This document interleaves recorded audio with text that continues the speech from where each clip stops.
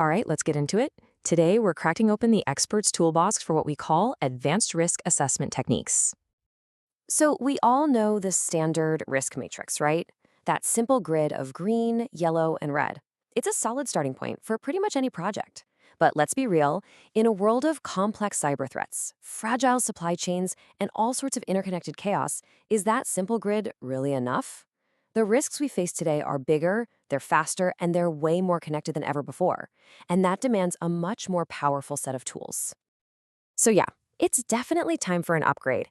In this explainer, we're going to explore the advanced techniques that the pros use. These are the tools that give you a clearer, a deeper, and ultimately a much more actionable picture of the real challenges that you're up against. First up, let's look at the proactive tools. This part of our toolbox is all about getting ahead of the game. Spotting and preventing failures before they even have a chance to happen. First, we have something called FMEA, or Failure Modes and Effects Analysis. This is a super powerful technique that actually came from the US military way back in the 1940s. Its mission is simple, but absolutely critical. Systematically find every single possible way something could fail, and then figure out how to stop it before it ever happens. Now, at the heart of FMEA is the Risk Priority Number, or RPN, and it's a brilliantly simple calculation. For every potential failure you can think of, you score 3 things on a 1 to 10 scale. How severe would the consequences be? How likely is the occurrence? And how easy is the detection? You just multiply S times O times D. So a tiny, hard-to-spot issue with catastrophic consequences might actually get a higher RPN than an obvious but minor glitch. It tells you exactly where to focus your attention first. So why is this so important? Well, the crucial thing here is that FMEA fundamentally changes your posture. It moves you from reacting to failures after they happen, which, let's face it, is always expensive and stressful, to actively and systematically preventing them right from the start. Okay, so proactive tools are fantastic for individual failure points. But what about the domino effects, the chain reactions? Our next set of tools is all about mapping that complex cause and effect, seeing how a tiny little trigger can snowball into a massive disaster. Here we've got 2 powerful and complementary techniques, fault tree and event tree analysis. Really, you can think of them as 2 sides of the same coin. Fault tree analysis is top-down. It's like a detective.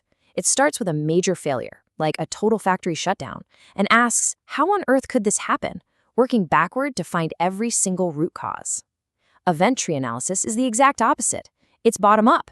It starts with a small trigger event, like a single valve failing, and asks, okay, if this one thing happens, what are all the potential consequences? Now, the power here isn't just in using these tools separately. As this quote hints, the real magic happens when you combine them to create one single powerful picture. And the best way to do that is with a technique called the bow tie diagram. And this is it, the bow tie diagram. It all starts with the knot right there in the middle. This knot represents that single, critical, undesired event you want to prevent at all costs, that moment when you lose control. For example, a factory shutdown or a major data breach. Next up, we build the left side of the bow tie. This is where we use that detective-style fault tree thinking. Working backward from the main event, we map out every single potential threat that could cause it, and just as important, we map the preventive controls or barriers we have in place to stop them. And then, to complete the picture, we add the right side. This uses that forward-looking event tree thinking. Here, we map out all the potential consequences that could cascade from our central event, along with the recovery controls we have designed to limit the damage. And just like that, you've got the entire risk story in one incredibly powerful diagram. All right, let's zoom out. We've looked at specific failures and those tricky chain reactions. Now we're moving up to the strategic level. These are the tools for preparing your entire organization for major landscape-changing shocks. First, we have scenario analysis. Now, this is not about predicting the future with a crystal ball. It's about preparing for many possible futures. It's kind of like writing the story before it happens. What if there's a sudden recession? What if a disruptive competitor just appears out of nowhere? You play out each scenario to see how your organization would actually hold up. Then there's stress testing. You can think of this as scenario analysis, but on steroids.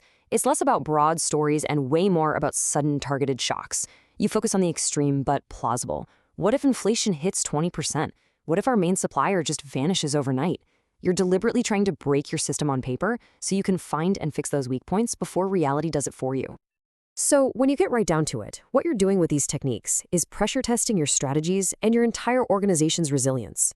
The insights you gain are absolutely invaluable for informing high-level strategic planning and making sure your organization can withstand those major unexpected disruptions.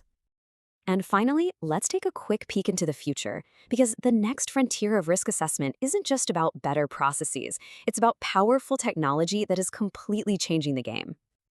Take Bayesian networks, for instance. You can think of these as learning risk models. They start with expert opinions and hard data, sure, but they don't just stay static. As new information flows in, market changes, sensor data, anything, the network instantly updates the probabilities. It's like a living, breathing risk assessment. And of course, there's AI and machine learning.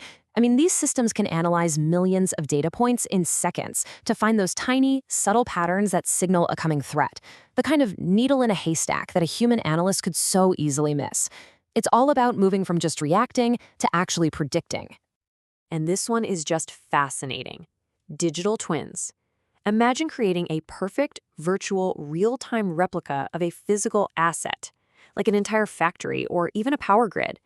You can then run simulations on this digital twin, test what happens if a key piece of machinery fails, or simulate a cyber attack, all in a perfectly safe virtual environment to optimize safety and resilience before any issue ever occurs in the real world.